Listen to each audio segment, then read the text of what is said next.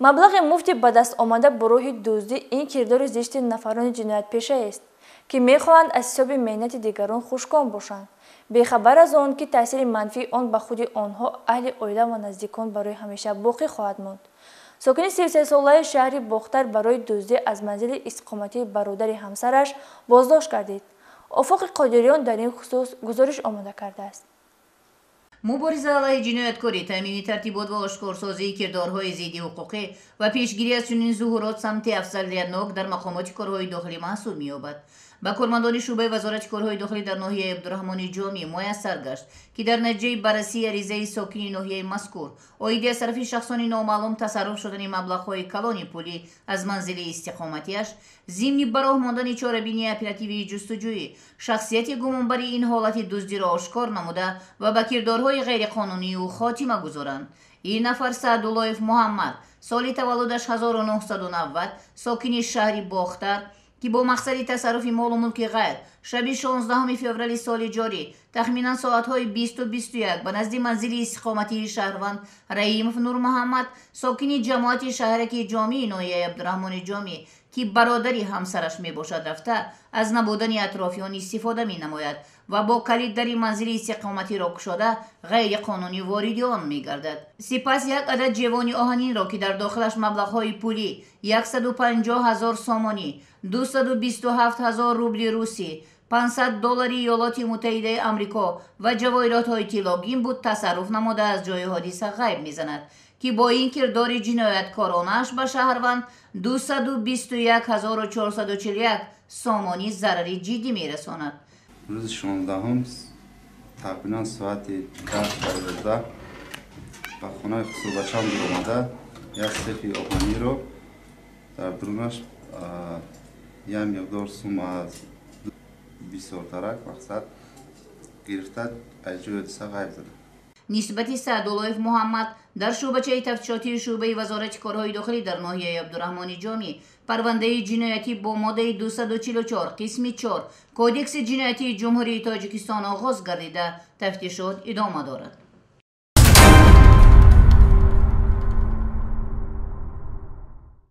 دو نفر ساکنان 37 ساله پایتخت نیز با جرم دزدی بازداشت گردیدند.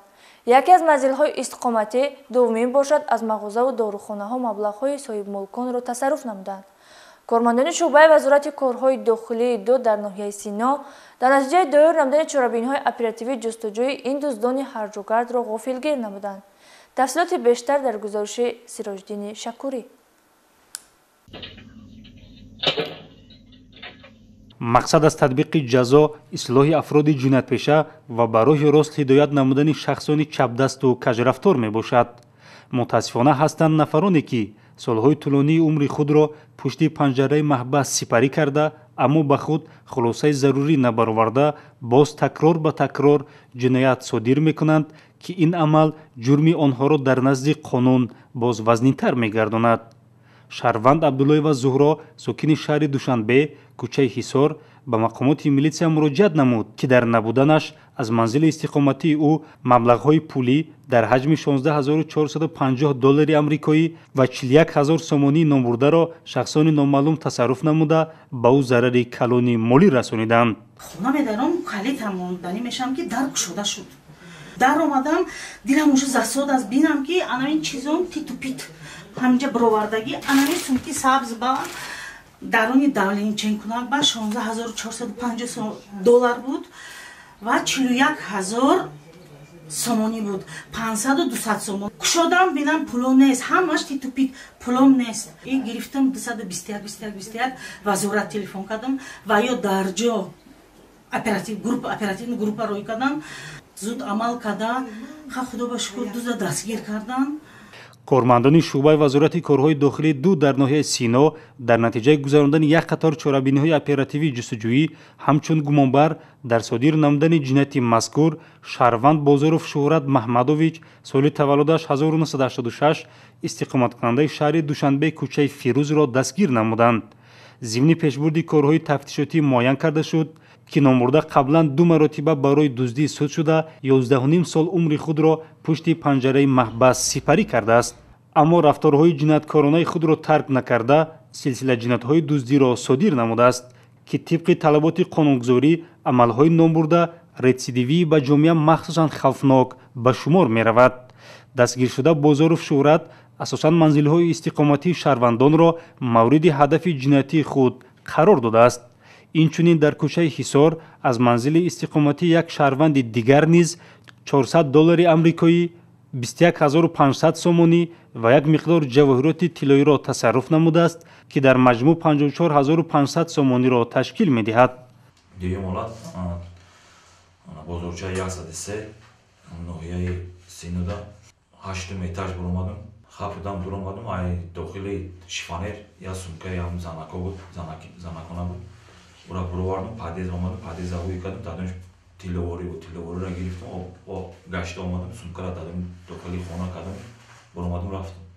кормандони шӯъбаи вазорати корҳои дохилии дуд дар ноҳияи Сино ҳамчунин дар натиҷаи пешбурди коркардҳои оперативӣ шаҳрванд Мақсудов Элдар соли таваллудаш 1986 истиқоматкунандаи шаҳри Душанберо дастгир намуданд, ки ӯ низ гарчанде қаблан 2 маротиба бо ҷурми дуздӣ суд шудааст, вале боз даст ба содир намудани ҷиноятҳои дуздӣ задааст. номбурда аз дорухона, мағоза ва манзилиҳои истиқоматии шаҳрвандон маблағҳои пулӣ, ҷавоҳирот ва таҷҳизотҳои техникӣ ва дигар ашёҳои қиматнокро тасарруф мекардааст. аз ҷумла санаи 25 феврали соли ҷорӣ дар дохили беморхонаи шифобахш ба воситаи атвёрка, дорухона ва мағозаи лавозимоти тиббӣ, ки ба шаҳрванд Сабзаев Баҳром тааллуқ дорад, шикаста аз он ҷо маблағҳои пулӣ ва дигар таҷҳизоти тиббӣ, ки дар маҷмӯъ 20 000 сомониро ташкил медиҳанд, тасарруф намуда аз ҷои ҳодиса фирор кардааст. инчунин номбурда худи ҳамон рӯз аз як дорухонаи дигар таҷҳизоти техникӣ, маблағ ва дорворӣ дар умум ба маблағи 7640 сомониро тасарруф кардааст. дар рӯи Карабало аптека Ярча валияти дузи диромадагим 6000 суми танга катиб, 4000 суми коғазӣ катиб гирифтум рафтум расходш кардагим. бо баъд нияти дузи бо территория 84 рафтагим, магазин диромадагим, аптек диромадагим, мактаб диромадагим. вобаста ба ҳолатҳои мазкур нисбати дастгиршудагон дар шӯъбаи вазорати корҳои дохилии дуд дар ноҳияи Сино тибқи талаботи моддаи 244 қисми 4 кодекси ҷиноятии ҷумҳурии Тоҷикистон парвандаи ҷиноятӣ оғоз карда шуда, номбурдагон дар ҳабси пешакӣ қарор доранд.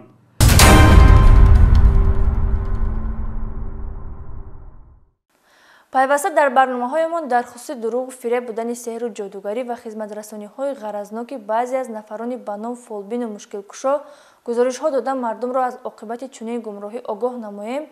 боз фолбинҳои нав аз худ дарак медиҳанд, ки бо паҳн намудани овоза дар хусуси гӯё метавонанд бо истифодаи қувваи ғайб ва сеҳру ҷоду тамоми муаммо ва мушкилоти оилавӣ, иқтисодию иҷтимоии шаҳрвандонро осон намоянд. бозори хизматрасонии худро гарм сохта даромади пулӣ ба даст меоранд. кормандони шӯъбаи вазорати корҳои дохилӣ дар шаҳри Норак ҳамин гуна машғул шуданд ба сеҳру ҷоду ва фолбинии шаҳрванд Шакаров Абдуғаффор соли таваллудаш 1961 истиқоматкунандаи кӯчаи Шамсулло Юсуфӣ шаҳри мазкурро ошкор намуданд. номбурда дар хонаи истиқоматиаш ҳамчун чорасоз бо ваъдаи бахткушоӣ барқарор намудани муносибати оилавӣ ва бартараф кардани ҳолати безуриётӣ бо истифода аз ҳар гуна ашё ба мардум асосан ба ҷинси зан хизматрасонӣ менамудааст. зимни аз назаргузаронии манзили истиқоматии номбурда далелҳои шайъӣ чойи хушк, алмос, шам, испанд ва дигар ашёҳои карах дарёфт ва мусодира карда шуд. ино чи ҳастанд? барои чи аст? барои муҳаббат гарм кардан. шикоят доштан ки мисол барои ҷангу ҷанҷол дар байни шаварашон мисол бошад, ина навистан ба додам чӣ мегӯяд. нисбати ҳуқуқвайронкунанда дар асоси моддаи 480 кодекси ҳуқуқвайронкунии маъмурӣ протокол тартиб дода шудааст.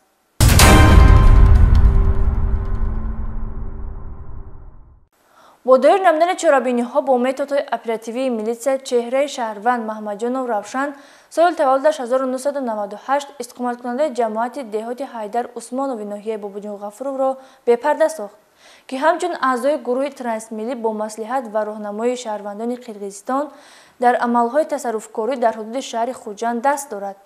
шарҳи ҷиноятҳои содирнамудаи гумонбар дар гузориши навбатӣ. ном бурда санаи 27 декабри соли 2022 автомошинаи тамғаи Toyota Prado ба сокини шаҳри Истиқлол тааллуқ доштаро тасарруф намуда ба ҷумҳурии ҳамсоя интиқол медиҳад. зарар 300 000 сомонӣ мебошад. тибқи маълумотҳои дастраси милитсия гашта гумонбаршуда Мамаҷонов бо ҳаммаслакони хориҷияш қаблан бо роҳи қочоқ доду гирифти тиҷоратӣ доштааст ва шиносоии онҳо устувор гашта ба ҷинояткорӣ мепечад. аз қирғизо қарздор шудам, бо номи Абдусамад доду гирифтамо бурд.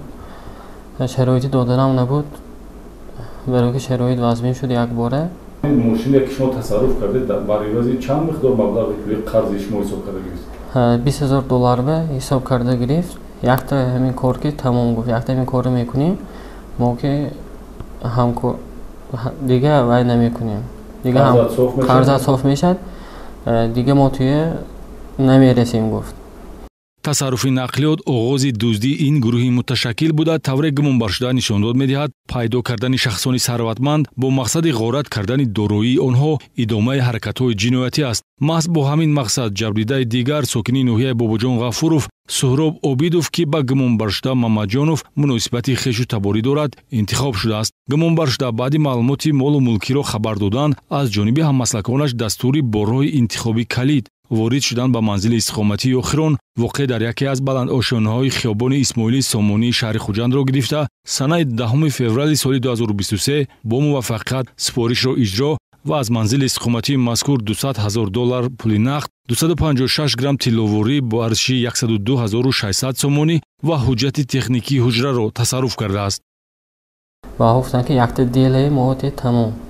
мо худомо усниша в магатка дами ягон хикада мегирем. Он ки хонашо ягон записка менависем мемонем. мо вай убедид мекунем ки мо када метавонем гуфта пулаша гирифтанӣ буда. баъд нақша киштам, нақшаҳошон ба бинам оружионӣ уже ваҳошон буд, пистолетшон буд, электрошокшон буд, уже тайёришон ба қувват буд. сони калити медвижаник набор ҳама чизошон буд, худошонада ҳамаша дидам. бинам серьёзнӣ уже ваҳо кор мекардагӣ шудам. ман гуфтам ки битон илтимос ако ягон касба зарар накунем ва хеш табори ман мешад гуфтам. баъд чӣ кор мекунӣ гуфтам. ман худам медаром хонашан чӣ ки бошад гуро метиям, документам бошад документши гуро метиям. документ гуфти ку гуфтам. кори гуфти ки ман худам мекунам, ин тихе мир намешад ҳамааш. меҳнати ҳалол рӯзгори моро орому осуда ва дастурхони моро серу пур нигоҳ медорад, на ин ки дуздиву ғоратгарӣ ё дасти тама дароз кардан ба молу мулки каси дигар. айни ҳол тафтишоти пешакӣ барои тасарруфи нақлиёт, дуздӣ ва тасарруфи ҳуҷҷат дар асоси 3 моддаи кодекси ҷиноятӣ нисбати Равшан Мамаҷонов парвандаи ҷиноятӣ оғоз намуда барои муайян кардани аъзоёни дигари гурӯҳи трансмиллӣ дар шӯъбаи вазорати корҳои дохилии шаҳри Хуҷанд чорабиниҳои иловагии оперативу тафтишотӣ ҷараён дорад.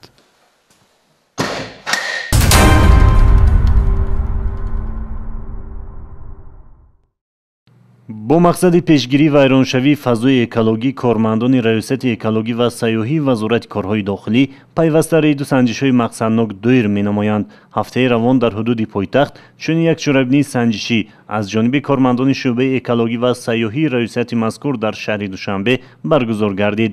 дар натиҷаи чорабинии санҷишӣ далелҳои зиёди қоидавайронкунии ронандагони воситаҳои нақлиёт аз қабили бо воситаҳои нақлиёти ифлос вориди шаҳр гардидан аз ҷониби ронандагони воситаҳои нақлиёти боркаш бе болопӯш кашондани масъулияи сохтмонӣ ва дигар қоидавайронкуниҳо дар ин самт ошкор гардид. аксар ронандагони воситаҳои нақлиёти боркаш ки ба кашондани масъулияи сохтмонӣ аз қабили рег машғуланд бо воситаҳои нақлиёти ифлос вориди шаҳр шуда дар баробари пошидани қум ва рег дар роҳҳои марказӣ ҳусну зебоии пойтахтро коста месозанд. ҳамзамон ба фаъолияти кормандони раёсати истифодабарии роҳҳои шаҳри Душанбе мушкилӣ эҷод менамоянд. вобаста ба ҳолати ҷойдошта нисбати ронандагони воситаҳои нақлиёти боркаш тибқи талаботи кодекси ҳуқуқвайронкунии маъмурии ҷумҳурии Тоҷикистон протоколи маъмурӣ тартиб дода шуда ҷиҳати минбаъд роҳ надодан ба чунин қоидавайронкуниҳо корҳои фаҳмондадиӣ доир карда шуд.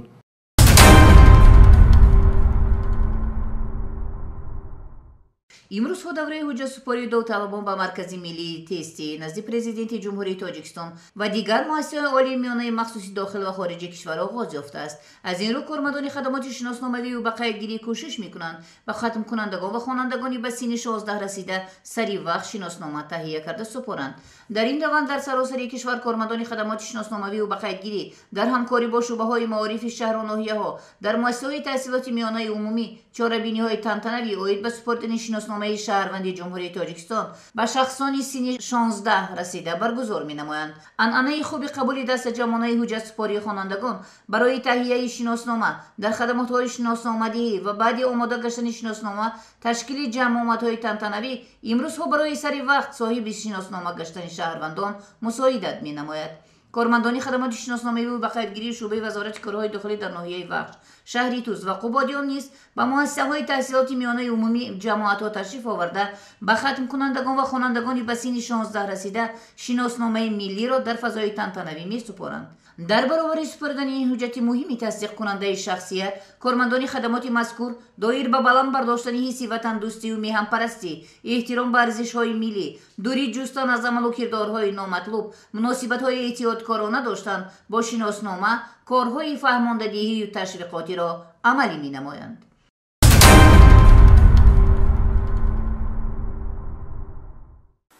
ин буд маҷмӯи мухтасари хабару гузаришҳои ҷиноие ки дар ҳафтаи сипаришуда ба қайд гирифта шуданд ва манзури шумо намудем. хайр то барномаи оянда.